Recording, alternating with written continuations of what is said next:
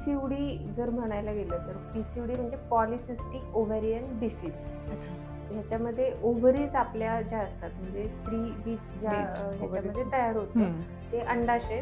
तर तिथे एकापेक्षा जास्त आपल्याला जेव्हा पिरियड्स येतात तेव्हा एक फॉलिकल तयार होतं. पण पीसीओडी मध्ये तसं न होता अनेक तयार होतात. ओ. एकाऐवजी अनेक तयार अनेक होतात तयार. आणि त्यातनं बीज बाहेर न पडता त्याच्यामध्ये गाठ तयार होते. त्याचं प्रमाण वाढायला लागल्याने मग जसं चेहऱ्यावरती केस येणं, हनुवटीवरती, अप्पर लिप्स वरती अशा गोष्टी होतात. पिंपल्स जास्त यायला लागतात, वजन वाढायला लागतं जास्त अजून आपलं. तर ह्या गोष्टी होतात आणि प्लस पाळी आपली अनियमित होते. कधी कधी ब्लिडिंग त्याच्यामध्ये कमी जास्त होतं. तर ह्या सगळ्या गोष्टी म्हणजे हार्मोन्स वरतीच डिपेंड असतात.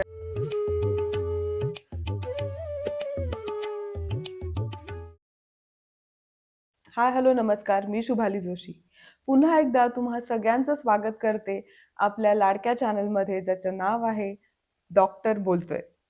आज आपण आमंत्रित केलं आहे पुन्हा एकदा डॉक्टर पल्लवी चिंधे मॅडमला. मागच्या पॉडकास्टमध्ये आपण वंध्यत्व याविषयी आपण डिटेलिंग माहिती त्यांच्याकडून घेतलेली होती. आणि मॅडमचं एक खास सांगण्याचं कारण हे की त्यांना 2025 मध्ये हेल्थ केअर एक्सलन्स अवॉर्ड मिळाला आहे. त्याचबरोबर 2026 मध्ये त्यांना इन्स्पायर आयडल हा सुद्धा अवॉर्ड मिळाला आहे. खरंच खूप अभिमानाची गोष्ट आहे मॅडम. आणि आज आपण मॅडम कडून ऐकणार आहोत की पीसीओडी हा खूपच आजकाल बघायला मिळतं. मग त्या महिला असो, मुली असो, सगळ्यांमध्ये हे प्रॉब्लेम्स आजकाल खूप जास्त प्रमाणात पाहायला मिळतात. मग हा पीसीओडी म्हणजे नेमकं काय, याची कारणं कोणकोणती आहेत, मग याचा हार्मोनशी काही संबंध असतो का, किंवा याची लक्षणं आधी काय आहेत हेच माहिती नसतं बऱ्याचशा मुलींना. तर याची इन डिटेल माहिती आज आपण मॅडम कडून जाणून घेणार आहोत. मॅडम, पुन्हा एकदा तुमचं आमच्या शो मध्ये स्वागत आहे. सगळ्यात आधी तर कॉंग्रॅट्स तुम्हाला, हे 2 अवॉर्ड्स आताच मिळाले आहेत रिसेंटली. खूप खूप अभिमानाची गोष्ट आहे. आजचा आपला विषय आहे मॅडम पीसीओडी. मग पीसीओडी म्हणजे काय, नेमकं काय? आता पीसीओडी जर म्हणायला गेलं तर पीसीओडी म्हणजे पॉलिसिस्टिक ओव्हॅरियन डिसीज. अच्छा. ह्याच्यामध्ये ओव्हरीज आपल्या ज्या असतात म्हणजे स्त्री बीज ज्या बीज ह्याच्यामध्ये ओव्हरीज. तयार होतं ते अंडाशय. तर तिथे एकापेक्षा जास्त आपल्याला जेव्हा पिरियड्स येतात तेव्हा एक फॉलिकल तयार होतं. पण पीसीओडी मध्ये तसं न होता अनेक तयार होतात. ओ. एकाऐवजी अनेक तयार अनेक होतात तयार. आणि त्यातनं बीज बाहेर न पडता त्याच्यामध्ये गाठ तयार होते. अच्छा, त्याला पीसीओडी. पीसीओडी म्हणतात. ओके. तर मग हे आता 10 पैकी 5 ते 7 मुलींना पीसीओडी आपल्याला बघायला मिळतं. मुली असो, स्त्रिया असो. पहिले जे होतं ते 10 पैकी 1-2 मुलींना बघायला मिळत होतं. पण आता जे आहे त्याचं प्रमाण खूप खूप वाढलं आहे. वाढलेलं आहे. पण मग याचं नेमकं कारण काय, मुख्य कारण काय हे वाढण्याचं? आता पहिल्यापेक्षा आता जे काही आपण बघू म्हणजे जे काय लाईफस्टाईल चेंजेस झालेत. तर हे खूप महत्वाचं कारण आहे ह्याच्यामध्ये मेजर कारण लाईफस्टाईलमध्ये. लाईफस्टाईल हे. येस, कारण जसं आपण शुगर म्हणतो, बीपी, हो. शुगर ह्या ज्या काही गोष्टी असतात, थायरॉइड, हे लाईफस्टाईल डिसऑर्डर असतात. म्हणजे लाईफस्टाईलमुळे ते आपल्याला येतात. ते काय आपल्याला बाय बर्थ झालेले नसतात. ते आपले आपण कमवतो. आपले अचिव्हमेंट्स असतात. बापरे. अचिव्हमेंट्स. त्यामुळे पीसीओडी सुद्धा आपली अचिव्हमेंटच आहे की जे आपण आपल्या खराब लाईफस्टाईल मधनं मिळवतो स्वतःला. आणि त्याने काय होतं, पूर्ण आपलं शरीर डिस्टर्ब होतं, हार्मोन्स डिस्टर्ब होतात. तर सगळ्यात पहिले चुकीचं खाणं, खाण्याचे चुकीचे सवयी. पहिलं पचण्याच्या पहिलेच लगेच दुसरं त्याच्यावर टाकलं जातं. आताच जेवले पण काहीतरी चांगला पदार्थ परत समोर आलाय, तर ते पोटाचा विचार न करता असं जे काही खाणं आहे किंवा बाहेरचं जे खाणं आहे, जास्त वेळा त्या तेलामध्ये त्या गोष्टी तळल्या जातात. कोणत्या क्वालिटीच्या गोष्टी वापरल्या जातात. आता आपण न्यूजमध्ये बघतो ते पनीर कोणत्या लेवलचं असतं किंवा जे मोठे मोठे ब्रँड आहेत, डॉमिनोज, मॅकडोनल्ड्स, हे सगळे त्याचे पण व्हिडिओज आपल्याला सोशल मीडियावरती बघायला मिळतात. तरी तरीही पण आपण आपल्या जिभेची चोचली पुरवण्यासाठी आपण त्या सगळ्या गोष्टी खातो. आणि मैद्याचे पदार्थ आहेत, हे सगळं जास्त मेजर खाणं, गोड पदार्थ जास्त जास्त. खाणं ओके. आणि एवढं सगळं खाऊन व्यायाम न करणं. ओके. झोपेच्या म्हणजे खाल्लं तर ऍटलिस्ट ते आपण पचवायला तरी पचवलं पाहिजे. पाहिजे. बरोबर. तर पण जेव्हा आपण काहीच हालचाल करत नाही, बरेचसे आपण जॉब बघतो की सिटिंग जॉब्स आहेत.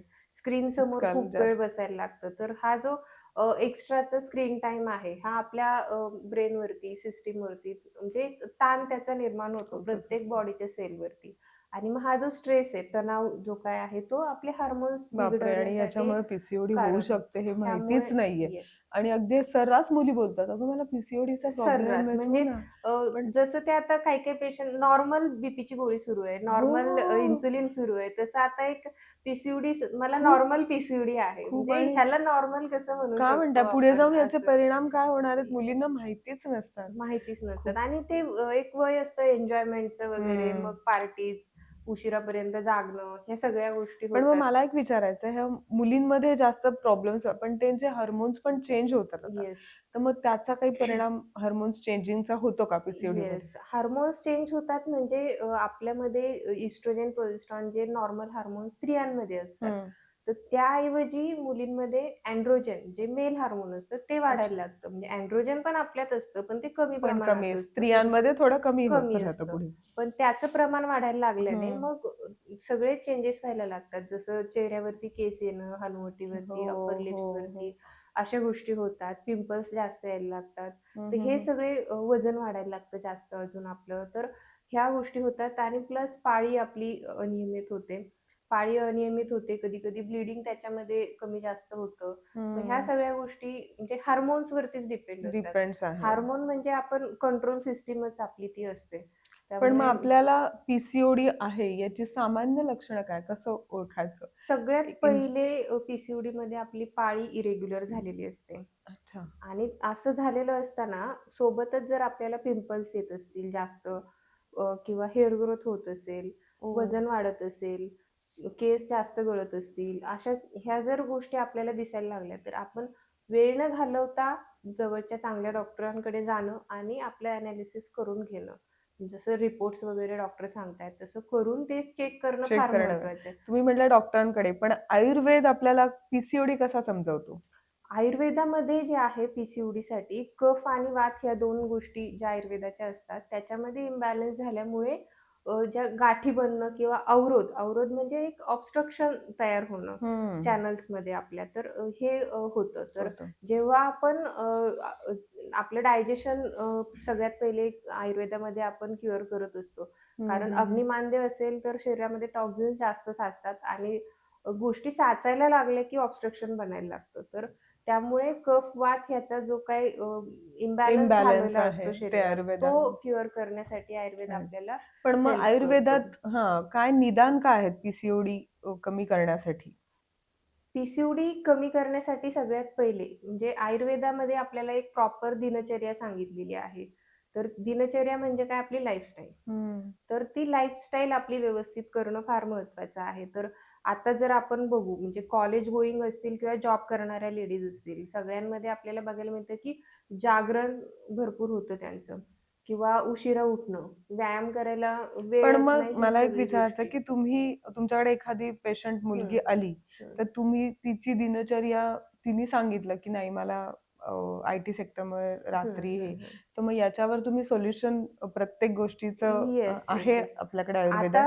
ज्या जॉब करतात, ज्यांना ऑप्शनच नाहीये, हं. तर त्यांना माझं सगळ्यात पहिले सजेशन असतं, की तुम्ही आता स्विच लोकं करतात, चेंजेस करतात जॉबमध्ये. तर ॲट तुम्ही जनरल शिफ्टचा जॉब बघा, की जेणेकरून तुम्हाला फ्युचरमध्ये त्रास होणार नाहीत थोडं हे बहुत. हो. सगळ्या. आणि आत्ताच्या कंडिशनमध्ये जर जागरण होत असेल, उशिरापर्यंत नाईट शिफ्ट्स वगैरे हो, असतील, हो. तर आपलं जर 4 तास एक्स्ट्रा आपल्याला जागावं लागतंय, तर दुसऱ्या दिवशी आपण जेवणाच्या अगोदर हं. 2 तास झोपू शकतो. अच्छा, जेणेकरून असं आपला तुम्ही बॅलन्स होईल. येणाऱ्या पेशंटला. आयुर्वेदामध्ये हे पण सांगितले, की ही झोप हो, आपण झोप पण कधी कशी झोपायची सकाळी जेवणाच्या आधी हां, हे जास्त येस. महत्वाचं. नाहीतर कसं होतं, की हं. जेवण केलंय पोट भरून आणि झोपलो, तर अशा वेळेला विकृत कफ आपल्या शरीरामध्ये जास्त वाढायला लागतो. कफ वाढतो का कफ जेव्हा आपण वाढतो. जेवल्या-जेवल्या झोपतो? हो. कफ वाढतो आणि मग तो पुढे आपलं डायजेशन खराब करतो आणि ह्या पीसीओडी किंवा अजून बाकीच्या पण गोष्टी आपल्याला त्यातनं होऊ शकतात. तर सगळ्यात पहिले तर हे आहे. सोबत काही ना काही व्यायाम तर आपला झाला हं, पाहिजे. हं, हं, हं. वॉकिंग आहे किंवा आपल्या पोटाच्या भागाच्या हालचाली होतील असे व्यायाम करणं गरजेचं आहे. मग काय तुम्हाला फॅन्सी तुम्ही जिमला जा, तिथे वेटलिफ्टिंग करा, अशी काहीही आपल्याला गरज नसते. आपल्याला फक्त आपलं शरीर सुदृढ ठेवायचे, आरोग्य हम्म. टिकवायचे, तर त्यासाठीचे व्यायाम आपल्याला व्यायाम करायला करणं गरजेचं गरजेचं. आहे. मग ते तुम्ही घरच्या घरीही करू शकता, तुमच्या वेळेनुसार करू शकता. फक्त आपल्याला काय बघायचे की जेवणानंतर आपल्याला लगेच व्यायाम नाही करायचा, हम्म. त्यामध्ये गॅप असला पाहिजे. आणि व्यायामाबद्दल वरून आठवलं की काही काहींचं वजन जास्त वाढलेलं असतं किंवा आधीच येस, मुली काही काही हेल्दी असतात, मग त्याचा काही संबंध आहे पीसीओडी आणि वजन जास्त वजनाचा असतं? आणि पीसीओडीचा म्हणजे अगदी जवळचा संबंध आहे. हातात हात घालूनच चालतात ओ. दोघे. तर जेवढं जास्त वजन असेल तेवढं आपले हार्मोन्स जास्त डिस्टर्ब होतात. त्याचा लोड आपल्या ओव्हरीज वरती येतो आणि जे कन्व्हर्जन होणार असतं, म्हणजे जे इस्ट्रोजनमध्ये आपल्या ह्याच्यातनं कन्व्हर्जन होतं, हार्मोन्स इस्ट्रोजन आपल्यात जास्त पाहिजे, तर त्याऐवजी अँड्रोजन लेव्हल वाढायला लागतात, जसं म्हटलं तसं. तर वजन कमी केल्याने ही सायकल आपल्याला ब्रेक करता येते. पीसीओडी मध्ये कमीत कमी 10% तरी वजन आपल्याला कमी करावं लागतं. ज्या बापरे. पेशंटचं वजन आहे, वाढलेलं आहे. कळालंय तर आता तुम्हाला पीसीओडी पीसीओडी मध्ये आहे. पण 2 प्रकार असतात. म्हणजे हम्म. अगदी खूप बारीक आहे तरी पीसीओडी असू असू शकतो शकतो. आणि हा खूप हा हा. जाड आहे तरी पीसीओडी असू शकतो. तर ऑप्टिमम वेट आपलं असलं पाहिजे. आपल्या हाईटच्या हिशोबाने ते आपलं जे काही वजन आहे ते नॉर्मल असलं पाहिजे. हा महत्वाचा त्यातला भाग आहे. मग आपल्या आयुर्वेदामध्ये कोणकोणते उपचार खूप महत्वाचे ठरतात ह्या पीसीओडी साठी, असे काही आहेत का स्पेसिफिक, की हे तुम्ही केलं की नक्कीच तुम्हाला पीसीओडी पासून मुक्तता मिळेल? येस. तर जितका जुना आजार असतो तितका तो आपल्याला ट्रीट करण्यासाठी त्रासदायक हम्म. असतो. तर जेव्हा जास्त जुना त्रास असेल, झालेलं असेल. काहींना अगदी पेशंट तुम्हाला सांगायचे झाले तर 1-1 वर्ष पाळीच आली नाहीये असे सुद्धा पेशंट आपल्याकडे येतात. तर बापरे. त्यांना आयुर्वेदिक ट्रीटमेंटने व्यवस्थित सायकल सुरू होतात. पण मला तर हेच ह्या विचारायचं की हं. ज्या नवीन येतात, ज्यांना पाळी सुरू होते मुलींना, हं, तर हं. त्यांचे काय डॉक्टरच म्हणतात इनरेग्युलर स्टार्टला हो, असते, हो. पण ती स्टार्टिंग इनरेग्युलर किती असतो तो आता कालावधी? जेव्हा मेनार्क आपला म्हणतो त्याला, जे प्रथम रजदर्शन होतं म्हणजे फर्स्ट टाइम पाळी येते, हम्म. तर त्यावेळेला ती 1.5 ते 2 वर्ष पुढचे जे आहे ते इरेग्युलर असू अच्छा, शकते, अनियमित असू 1 ते शकते. 2 वेळा त्याच्याही हां. पुढे आपण असं नाही कन्सिडर की त्याच्या नाही पुढे आता. आपण वाट नाही बघायची. ओके. पण जर अशा मुलींमध्ये म्हणजे आता बऱ्याचशा केसेस अशाही येतात, की खूप जास्त ब्लीडिंग होतंय हम्म. किंवा खूप पोटात दुखतंय. तर अशा वेळेला म्हणजे लगेच डॉक्टरांकडे जाणं गरजेचं आहे. गरजेचं त्याची काही आहे. कारणंही असू शकतात. तर सुरुवातीला 1.5 ते 2 वर्ष ब्लीडिंग थोडंसं कमी कमी जास्त जास्त असणं असतं. असं होऊ ओके शकतं आहे. आणि पाळी पण थोडंसं इरेग्युलर असू शकते. थोडीशी लेट येते पण असं होतं. 1.5 ते म्हणजे 2 वर्षानंतर तुम्ही. हो, 1.5 ते 2 वर्षानंतर आपण व्यवस्थित ट्रीटमेंट आणि घेतलीच मग ते गेली पाहिजे. आयुर्वेदाकडेच का वळलं पाहिजे त्या ट्रीटमेंट, किंवा कुठल्या अशा ट्रीटमेंट आहेत? तर आयुर्वेदामध्ये पंचकर्माची जी ट्रीटमेंट असते त्याच्यामध्ये आपण वमन, विरेचन, बस्ती ह्या सगळ्या गोष्टी करतो गरजेनुसार. आता प्रत्येक केस ही वेगळी असते. हो ना. प्रत्येकाची कारणं वेगळी असतात, प्रकृती वेगळी प्रकृती असते. वेगळी असते. तर यामध्ये जे आहे पंचकर्माने खूप जास्त पीसीओडीमध्ये आपल्याला फायदा होतो. आपलं गर्भाशय जे आहे ते वाताच्या स्थानात येतं. म्हणजे आपला हम्म. खालचा भाग जो आहे, लघवीची जागा म्हणजे लघवीची पिशवी ज्याला ब्लॅडर म्हणतो, गर्भाशय आहे, मोठं आतडे वगैरे हे पक्वाशय वगैरे जे आहे ते वाताच्या अंडर कामं करतात. हम्म. म्हणजे आपल्याला रोजच्या रोज पोट साफ होणं, लघवीला होणं, पाळी येणं ह्या सगळ्या गोष्टी आपल्या शरीरात कंट्रोल करणारा वात वात असतो. असतो. जसं आपण श्वास घेतो, सोडतो हे सगळं नियंत्रण करणारा जो आहे कंट्रोलर आपला वात वात आहे. आहे. त्यामुळे बस्तीची जी ट्रीटमेंट आहे ती ती वातासाठी वातावर एकदम काम बेस्ट करते. ओ. सांगितलेली आहे. तर जे काही पिरियड्स रिलेटेड प्रॉब्लेम असतात त्याच्यामध्ये बस्ती खूप महत्वाचा रोल प्ले करते. खूप छान सांगितलं. बस्तीबद्दल ऐकलेलं, पण ती कशावर काम करते हा. ते मेजर तुम्ही तर सांगितलं, एक्सप्लेन केलं. ह्या बस्तीमध्ये पण वेगळे प्रकार असतात. मग ते आपली प्रकृती बघून आपल्याला ठरवायला लागतात. असं नाही की कोणत्याही पेशंटला आपण एकच प्रोटोकॉल नाही वापरू मग नाही शकत. वापरू शकत. प्रत्येकासाठीची औषधं वेगळी असतात, त्याचे दिवस वेगळे असतात. असे वेगळे प्रकार त्याच्यात असतात. सोबतच आपला जो काही स्ट्रेस असतो, ताणतणाव मी खूप मोठा मी फॅक्टर आता असतो. येणार होते की पीसीओडीचा येस. आणि आपल्याला स्ट्रेस आहे, आपण म्हणतो काही नाही करू शकत त्याच्यावर, मला हं, खूप हं. ताण आहे, तर त्याचा होतो का परिणाम येस, पीसीओडीवर? येस. नक्कीच परिणाम होतो. आपले सगळे म्हणजे ब्रेन मध्येच हार्मोन्स असतात. जास्त ताण घेतल्याने, जास्त विचार केल्याने, ओव्हर थिंकिंग खूप लोक म्हणजे लेडीज मध्ये तर आपल्याला बघायलाच मिळतं. ओव्हर थिंकिंग खूप असते, स्ट्रेस खूप असतो. कामाचा आहे, पण कामाव्यतिरिक्त जसं की आपल्याला जगाचं सगळं टेन्शन आहे असं लेडीजचं असतं. तर जे आयुर्वेदामध्ये काय सांगितले, की जो आपलं रज म्हणजे जे काही रज प्रवृत्ती म्हणजे पिरियड्स आपल्याला येत पिरियड्स आहेत, आहे. हे रसधातूपासून तयार होतात. हम्म. आयुर्वेदामध्ये 7 धातू सांगितलेत. रस, रक्त, मांस, मेद, अस्थि, मज्जा आणि हो. शुक्र असे 7 धातू आयुर्वेदामध्ये आहेत. तर हे जे रज आहे ते रसापासून तयार होतं. तर जो स्ट्रेस किंवा टेन्शन जे आहे तर रज. रसवाहिनी दुष्यंती चिंतनामच्या अतिचिंतनात असं सांगितले. म्हणजे काय, जास्त ताण घेतल्याने, हम्म. जास्त टेन्शन घेतल्याने रस धातू आपला खराब होतो बापरे. आणि पर्यायाने त्याच्यापासून बनणारं जे काही रज म्हणजे तुमचे पिरियड्स आहेत ते हॅम्पर होतात. आणि रस हा पहिला धातू असल्यामुळे पुढच्या धातूंना जे काही पोषण त्यातनं होणार असतं ते पण तिथे खराब होतं. जर तोच खराब झाला तर तो पुढे त्याचा पोषकांश त्याचं व्यवस्थित जात नाही. होणारच नाही. त्यामुळे टेन्शन, ताण ह्या सगळ्या गोष्टी म्हणजे त्याच्याकडे आपण तितकं लक्ष देत नाही. परंतु सगळ्यात महत्त्वाचा फॅक्टर तो राहतो. तर आयुर्वेदामध्ये हे काय जे स्ट्रेस वगैरे बॅलन्स करण्यासाठी शिरोधारा आहे, नस्य आहे, हा. अशा ट्रीटमेंट सांगितलेल्या आहेत. तर जेणेकरून आपला स्ट्रेस कमी होईल, माइंड शांत होईल. सोबतच आपण ह्याच्यासाठी मेडिटेशन आहे, योगासनं आहे.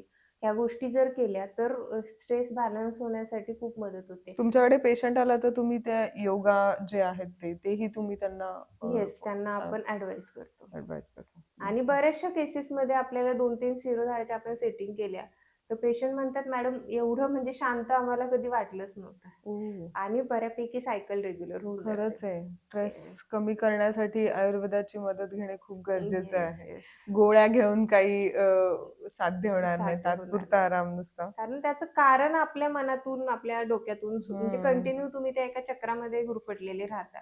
जोपर्यंत तुम्ही ते ब्रेक करत नाही, तोपर्यंत ते तसंच चालू राहणार. म्हणजे त्यासाठी आयुर्वेद हा फक्त शरीरावर परिणाम नाही तर मानसिक पण बॅलन्स तुमचं मानसिक. खूप छान कारण करतं. जेव्हा मस्त. आपण एखाद्या म्हणजे व्यक्तीची त्याला नॉर्मल हेल्दी बनवण्यासाठी विचार करतो, हम्म. शारीरिक आणि मानसिक मानसिक दोन्ही दोन्ही खूप गरजेचं. लेव्हलवरती गरजेचं आहे. छान. पीसीओडी आणि गर्भधारणा याबद्दल काय माहिती असणे आपल्याला गरजेचं आहे आयुष्यात तर वाटतं? आता आपण बऱ्याचशा मुली बघतो, की म्हणजे एक रिसेंट एक आई मुलीला घेऊन आलेली, हम्म. की "मॅडम हिचा पाळी रेग्युलर येत नाही, मग पुढे आम्हाला लग्न करायचंय," लग्न. असं हो हो सगळं. हो. तर ते पीसीओडीचीच केस होती म्हणजे. तर म्हणजे असं पुढे प्रेग्नन्सी नाहीच राहिली तर वगैरे अशा सगळ्या हम्म. शंका असतात. तर पीसीओडी मध्ये प्रेग्नन्सी राहत नाही का? तर असं नाहीये. पीसीओडी मध्ये प्रेग्नन्सी राहते. राहते. ओके. परंतु मग आपण एकदम काही दुर्लक्ष करून द्यायचं का? तर नाही. पीसीओडी मध्ये प्रेग्नन्सी राहिली तरी पुढे मिसकॅरेज होण्याचे पण चान्सेस असतात. त्यामुळे पीसीओडी हा आपण बरा करणं फार गरजेचं असतं. त्याच्याकडे वेळीच लक्ष दिलं तर आपली सगळी पुढचे त्याचे जे कॉन्सिक्वेन्सेस पीसीओडी मुळे असतात ते कमी कोणकोणते होतात. आजार आपल्याला होऊ शकतात? आता खास. पीसीओडी आता दुर्लक्ष केलंय एखाद्याने, हम्म. चाललंय असं पुढे पुढे जात आपल्याला इन्सुलिन रेझिस्टन्स येतो, ओ. शुगर ओ. डेव्हलप होते, त्याच्यासोबत हेअर फॉल वगैरे ह्या गोष्टी वाढतात, थायरॉइड आपलं इम्बॅलन्स होतं. बापरे. सो ओव्हरऑल ओबेसिटी वाढत जाते. मग भरपूर आपल्याला कॉम्प्लिकेशन एक एक त्यातनं होत राहतात एक एक. एक एक आजार त्यामुळे वाढतच जातात वेगवेगळे. प्रेग्नन्सी हे एकच त्याचं हे नाहीये. नाहीये, की आपल्याला वाटतं की हां. पीसीओडी म्हणजे प्रेग्नेन्सीतच प्रॉब्लेम येणार, हां. तेवढाच आजार हं. आहे तर नाही. नाही. याच्यात तुम्हाला वैयक्तिक तुमच्या शरीरासाठी सुद्धा ते पुढे जाऊन त्रासदायक खूप आहे. होणारच आहे. मग हा पीसीओडी एवढा भयंकर आहे तर मग हा बरा होऊ शकतो का? येस, पीसीओडी जर आपण वेळीच त्याला व्यवस्थित ट्रीटमेंट्स घेतल्या, आपल्या लाईफस्टाईलचे म्हणजे हा एक लाईफस्टाईल डिसऑर्डर आहे. जसं आपण सुरुवातीला म्हटलं, की आपण कारणं घडली, की त्याचं जे काही पुढचा आउटकम आहे ते होणारच आहे. होणारच आहे. त्यामुळे जर आपण व्यवस्थित ट्रीटमेंट फॉलो केली, आपली लाईफस्टाईल चेंज केली, तर पीसीओडी हा बरा होतो. परंतु पूर्ण बरा झालेला पीसीओडी तुम्ही परत सेम लाईफस्टाईलवरती गेलात, हा. तर परत उद्भवू शकतो. त्यामुळे जर असं तुम्हाला एखादी केस तुम्ही सांगू शकता का तुमच्याकडे आली आहे आणि झाला त्यांचा पीसीओडी पूर्ण? अशा भरपूर मुली किंवा लेडीज आहेत आपल्याकडे म्हणजे ज्या पीसीओडी आहे, प्रेग्नन्सी न राहण्याचा किंवा प्रॉब्लेम त्यांचं आलाय वजन किंवा जास्त होतं आणि त्यांना येस, पीसीओडी तर मग अशी झालंय, वजनही कमी झालंय आणि वजनही कमी पीसीओडी झालंय. गेलेले. हो. अशा भरपूर केसेस होतात की कमीत कमी 6 महिन्याची ट्रीटमेंट पीसीओडी साठी घेणं गरजेचं असतं. तर 6 महिन्यामध्ये तुमची सायकल आपण रेग्युलर करण्याकडे फोकस करतो. मग त्यासाठी ज्या काही गोष्टी गरजेच्या असतील, पंचकर्म कारण आहे, की बरेच लोक, जसं मला नाही वाटत की आयुर्वेदाकडे जात असतील की पीसीओडी झाल्यावर आपण डायरेक्ट गायनॅक किंवा हां. यांच्याकडेच जातो. तर आता त्याचं प्रमाण बऱ्यापैकी वाढलंय, की आम्हाला हार्मोन्सची गोळी नाही घ्यायची म्हणून आम्ही आयुर्वेदिक ट्रीटमेंट आयुर्वेद. आम्हाला पाहिजे. तर अंडरस्टँडिंग पण आहे. परंतु एक प्रॉब्लेम येतो, की थोडं फॉलो करायला पुश करायला लागतं काही-काही हम्म. पेशंट्सला.